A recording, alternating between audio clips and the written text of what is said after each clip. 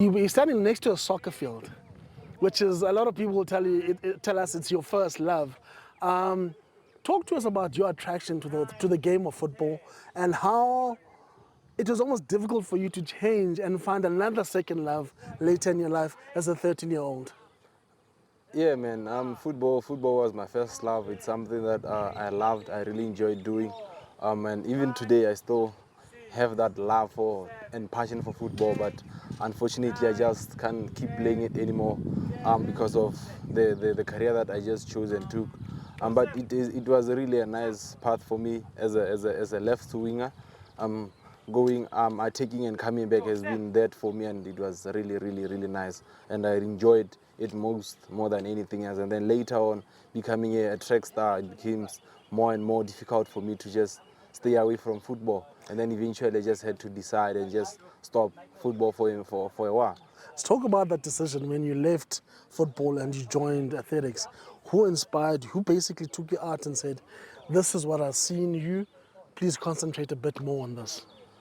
It was mostly the school coaches.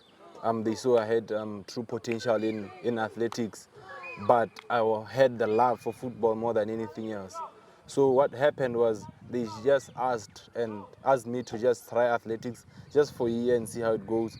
And then I went back home, sat down with my relatives, our family members, and we talked it through, and we had a discussion about the whole thing. And then we were like, okay, now it's time for us to let's try this for 4 years. If it doesn't work out, then you can go back to doing your football. You know, you talk about important people that helped make certain decisions in your life. There's an important gentleman called Coach Dos. He's been an inspirational figure in terms of getting the best out of you. He has managed to get you calm in difficult times. Talk about that relationship. For those, he's more than a coach to us. He's a father figure. He plays all the roles that a father figure can play. He also plays the role of a coach for us, and not just him inspiring us. The teammates also play a critical role, because during the time when we had a big hurdle when my mom passed away, they helped me get from my step up and just be up my game again. Let's talk about that moment. That must have been a difficult one because your mom was also someone who was very close to you. Yeah. And also when the news broke, you were not close to home, you were far from home, but you needed people like Coach Doss and your teammates to basically say, focus, go try your best for your mom and make her proud. Yeah, it was really a tough moment for me. It wasn't just for me, for the coach, for the team, for everybody who was just there around us, who interacted with her on daily basis. And yeah, it was really a tough situation for us. But thanks to the teammates again for helping me cover up and get and recover from the tragedy, with that bit of motivation to just try and force me to up my game and just be up there and do it again. You know, people talk about Usain Bolt as being one of the greatest athletes in modern day athletics, but you have an inspirational story where you sat and you get just broken into the professional ranks, and Usain Bolt was at the back end of his career. He almost inspired people like you.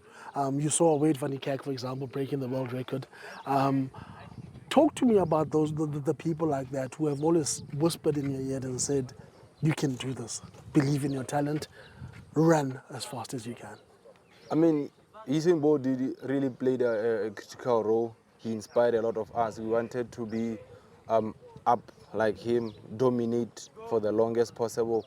And for us, that's still the mandate even today, that we want to dominate the sport as much as possible and bring it back to Africa, because they've been doing it in the Jamaicans, the Americans. So now we need to bring it into Africa and dominate for quite a long time, because it's not just about Botswana, it's about the African, the way we try and unite. You saw the welcome you got when you came back with the medal. Yeah. What's a goal this time?